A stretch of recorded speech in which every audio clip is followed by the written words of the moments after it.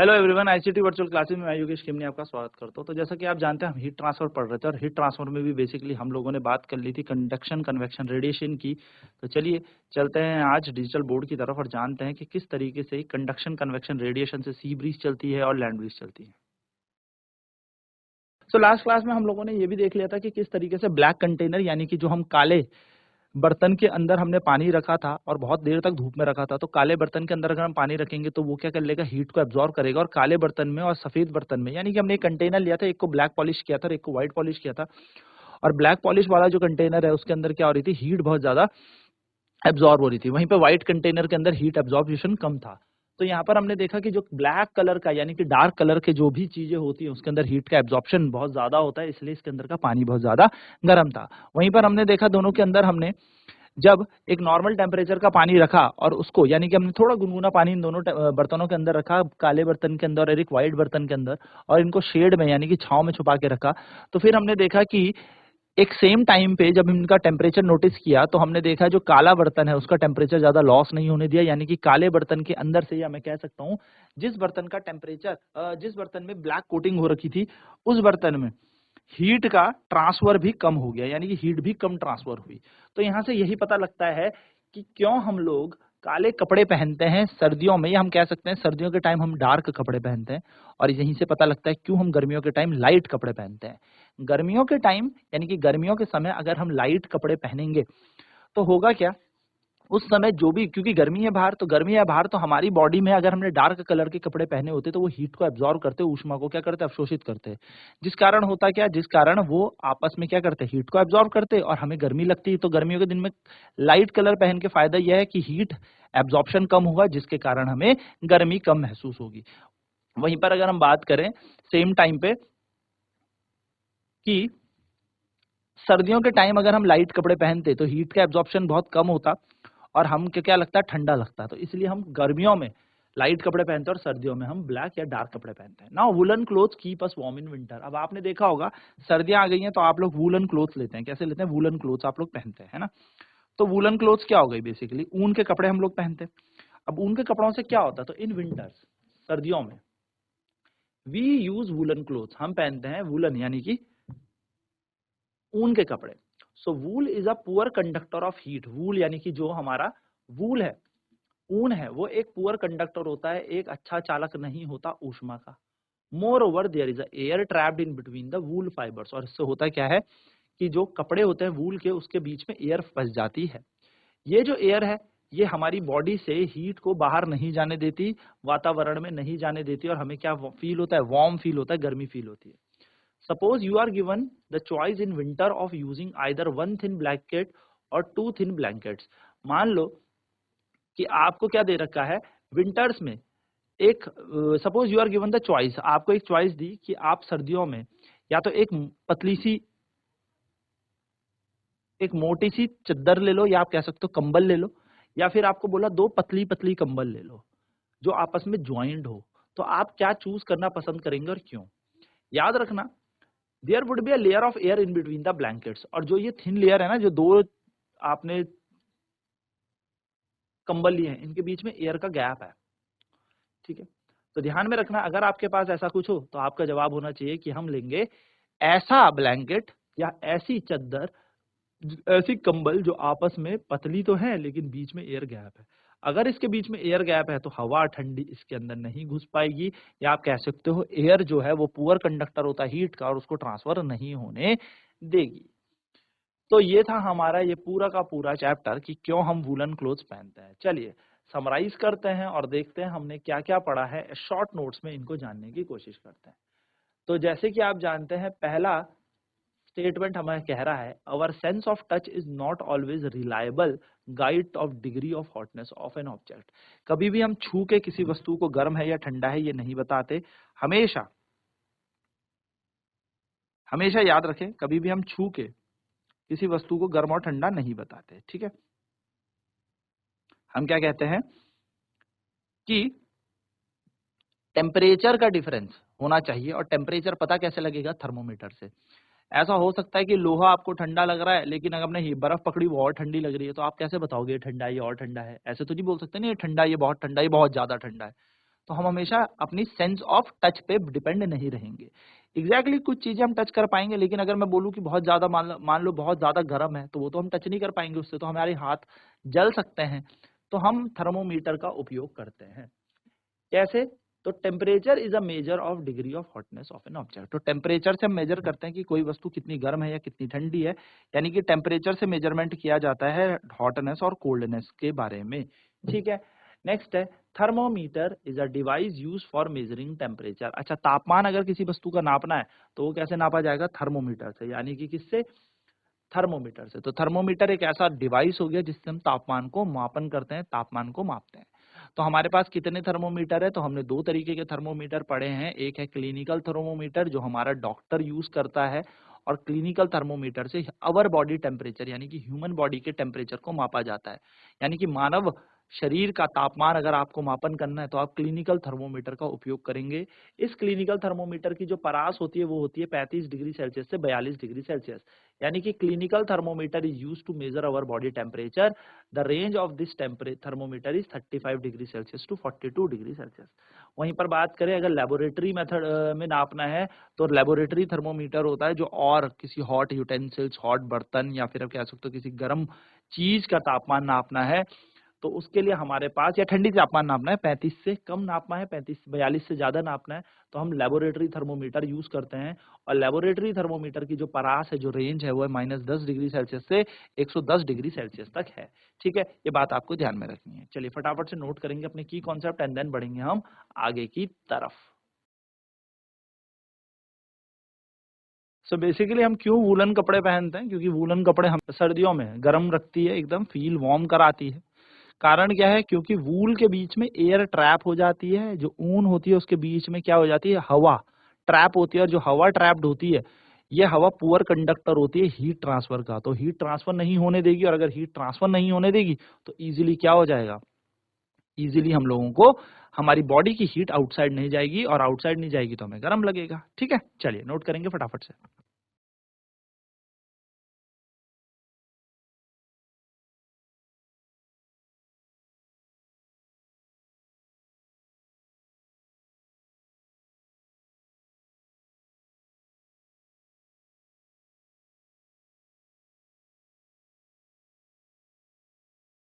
जो हमारी सेंस होती है टच, वो हमेशा ये नहीं बताएगी कि क्या डिग्री है हॉटनेस और कोल्डनेस के बारे में, तो हमें अपनी सेंस ऑफ टच में ज्यादा रिलायबल नहीं रहना है। हमें अपनी सेंस ऑफ टच से ज्यादा बेटर बताएगा हमें थर्मोमीटर। सेकंड है टेम्परेचर, जो मेजर किया जाता है वो डिग्री और हॉटनेस और कोल्डनेस बताता है। तो किसी वस्तु की आपको देखना है कोई वस्तु गर्म है या कोई वस्तु ठंडी है, तो ये कौन बताएगा? ये बताएगा आपको टेम्परेचर। तो टेम्परेचर उस बॉडी की हॉटनेस और कोल्डनेस के बारे में आपको बताता है। नेक्स्ट है थर्मोमीटर। थर्मोमीटर क्या करता है? मेजर करता है टेम्परेचर को, यानी कि तापमान का अगर मापन करना है तो हमें क्या करना है? थर्मोमीटर का उपयोग करना है। ठीक है, तो थर्मोमीटर के उपयोग से ही हम टेम्परेचर मेजर कर सकते हैं। अब थर्मोमीटर दो तरीके के हैं, एक होता है क्लिनिकल थर्मोमीटर, और एक होता है हमारे पास लेबोरेटरी थर्मोमीटर। तो क्लिनिकल थर्मोमीटर जो होता है, तो क्लिनिकल थर्मोमीटर जो होता है उसकी रेंज 35 से 42 डिग्री सेल्सियस तक होती है। वो हमारी बॉडी टेम्परेचर को मेजर करने का काम करता है। वहीं पर अगर लेबोरेटरी थर्मोमीटर की बात करें तो इसकी जो आप कह सकते हो परास है, वो -10 से लेके 110 डिग्री सेल्सियस तक है। और ये हमारी बॉडी को, आप कह सकते हो, ये हमारी बॉडी का टेम्परेचर तो नहीं, लेकिन ये किसी और वस्तु का टेम्परेचर नाप पाएगा जिसका तापमान हमारी वस्तु से ज्यादा है। तो लेबोरेटरी थर्मोमीटर की परास हो गई -10 डिग्री सेल्सियस से 110 डिग्री सेल्सियस तक। और वहीं पर अगर हम बात करें क्लिनिकल थर्मोमीटर की, तो क्लिनिकल थर्मोमीटर की परास है आपकी 35 डिग्री सेल्सियस से 42 डिग्री सेल्सियस। चलिए फटाफट नोट करेंगे इन की पॉइंट्स को, फिर बढ़ते हैं हम आगे की तरफ।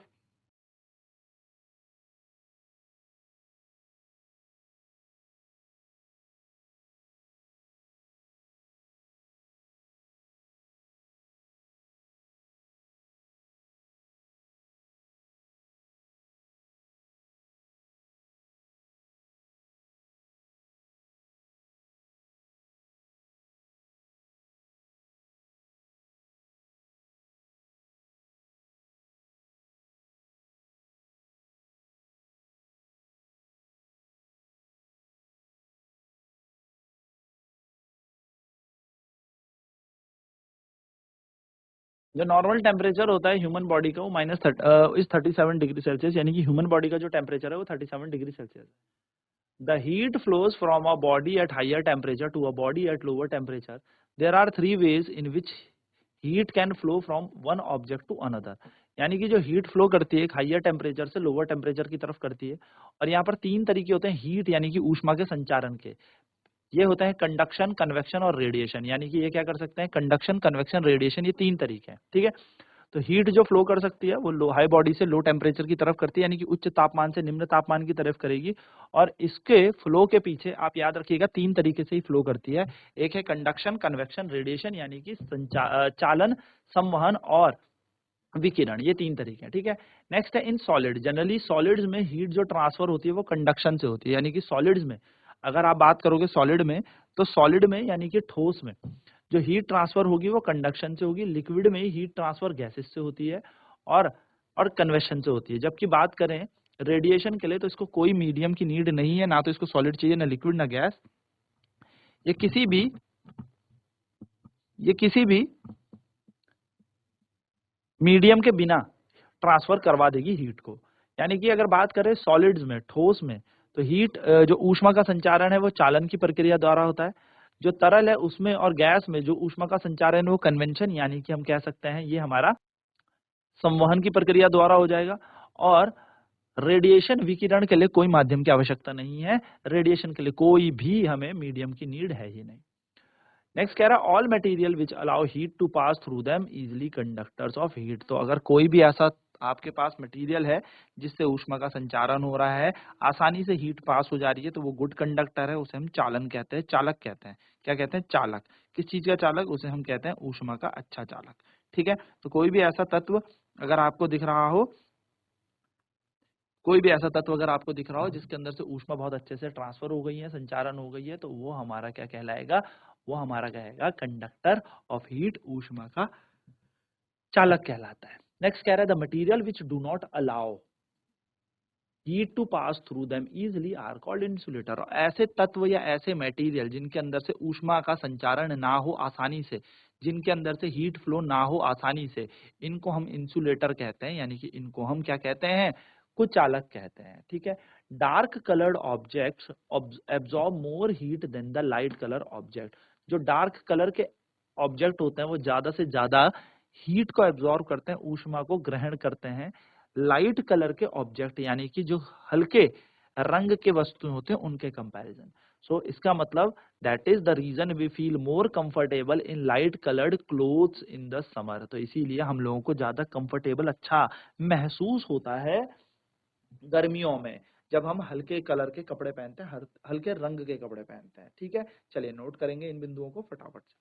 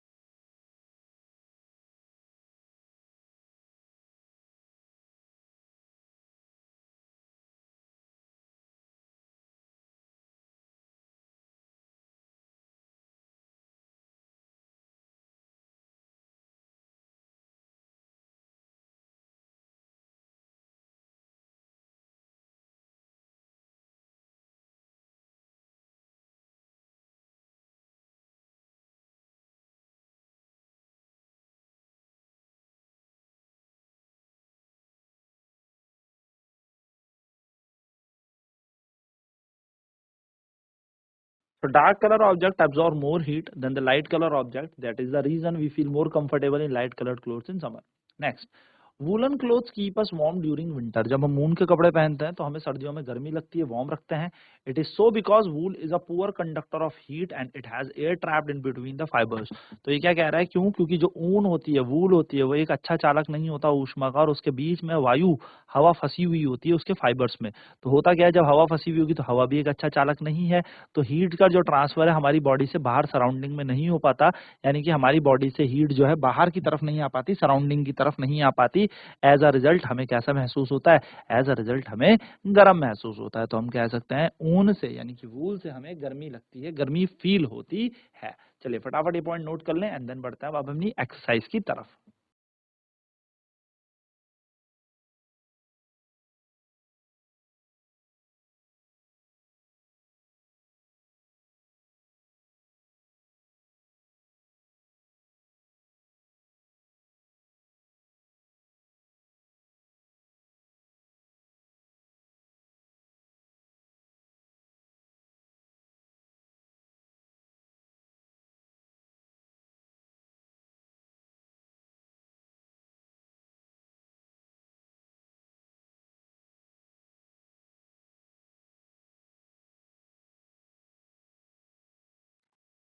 चलिए तो एक्सरसाइज में पहला क्वेश्चन देखते हैं। क्वेश्चन क्या रहा है, state similarity and differences between the laboratory thermometer and clinical thermometer.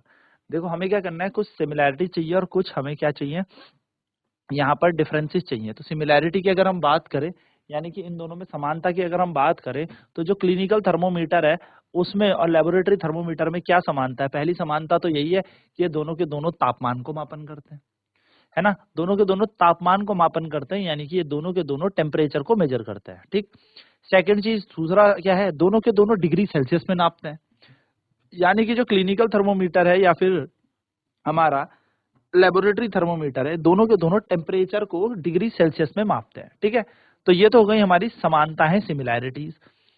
वहीं पर अगर मैं बात करूं इनके अंदर डिफरेंस क्या है, तो डिफरेंस ये है कि जो क्लिनिकल थर्मोमीटर है, यानी कि जो क्लिनिकल थर्मोमीटर है वो डॉक्टर्स थर्मोमीटर है और वो ह्यूमन बॉडी का टेम्परेचर मेजर करता है, यानी कि it measures the temperature of human body. तो क्लिनिकल थर्मोमीटर ह्यूमन बॉडी यानी कि मानव शरीर के तापमान को मापन करता है। वहीं पर अगर मैं लेबोरेटरी थर्मोमीटर की बात करूं, तो लेबोरेटरी थर्मोमीटर यानी कि जो लेबोरेटरी थर्मोमीटर है, लैब का थर्मोमीटर, वो मानव तापमान नहीं नापता, वो मानव तापमान से कम तापमान और मानव तापमान से ज्यादा तापमान नापेगा, यानी कि एक हाई ऑब्जेक्ट्स का तापमान नाप पाएगा जिनके अंदर हाई हीट इंटेंसिटी है, बट वो ह्यूमन बॉडी के टेम्परेचर को नापने के लिए यूज नहीं होता। पहला डिफरेंस तो ये हो गया। दूसरा डिफरेंस रेंजेस का लिख लेते हैं।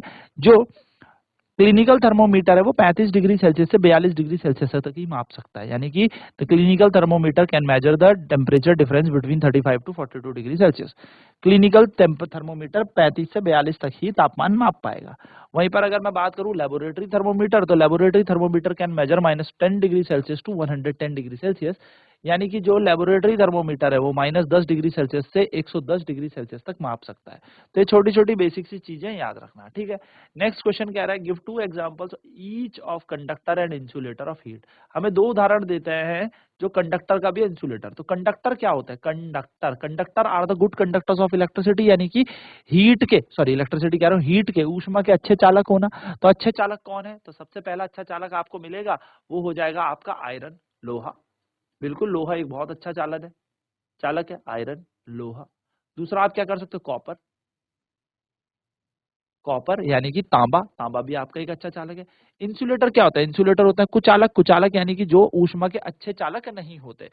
अब ऊष्मा के कौन से अच्छे चालक नहीं होते, तो ऊष्मा के अच्छे चालक जैसे कि आप देखेंगे प्लास्टिक, प्लास्टिक और लकड़ी, वुड, ये दोनों के दोनों इंसुलेटर है, इनसे ऊष्मा अच्छे से संचार नहीं करती।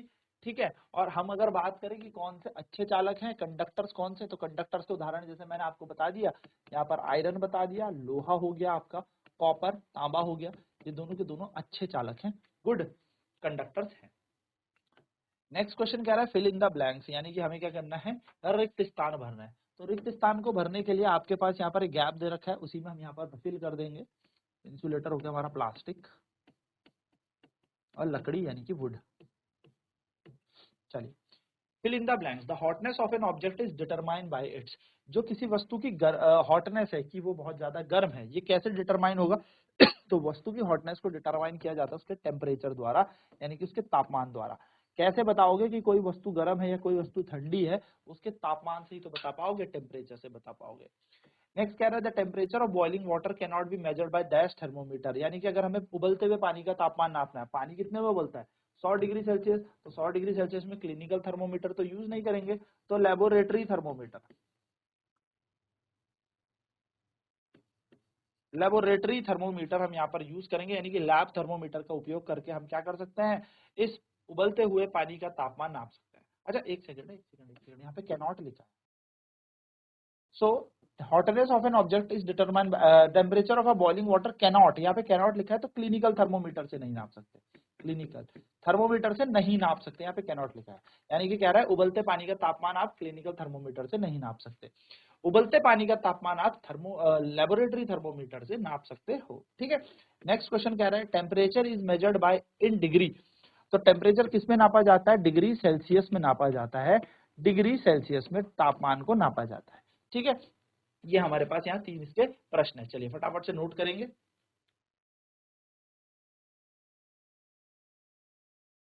सो लेबोरेटरी थर्मोमीटर से हम क्या नहीं कर सकते, उबलते पानी का तापमान नहीं नाप सकते। लेबोरेटरी थर्मोमीटर से हम उबलते पानी का तापमान नाप सकते हैं और क्लिनिकल थर्मोमीटर से हम उबलते पानी का तापमान नहीं नाप सकते। टेम्परेचर जब भी मेजर होता है तो टेम्परेचर डिग्री सेल्सियस में मेजर होता है, यानी कि हमेशा याद रखना डिग्री सेल्सियस में हम इसका मापन करते हैं। सो आज की क्लास में बेसिकली हमने क्या देखा, आज की क्लास में हमने देखा कि किस तरीके से ऊन के कपड़े पहनने से हमें गर्मी फील होती है और क्यों फील होती है, और क्यों विंटर्स में हमें सजेस्ट किया जाता है कि ऊन के यानी कि वूल के कपड़े पहने सर्दियों में। देन हमने इसके कुछ इंपॉर्टेंट पॉइंट नोट कर लिए, जो भी हमने चैप्टर में समरी पढ़ी थी पूरा समराइज वे में हम इसे जान चुके हैं और कुछ क्वेश्चंस इसके किए। नेक्स्ट क्लास में इसके आगे के प्रश्न में चर्चा करेंगे। तो आज की क्लास में इतना ही। आईसीटी वर्चुअल क्लासेज में जुड़ने के लिए धन्यवाद। आपका दिन शुभ हो।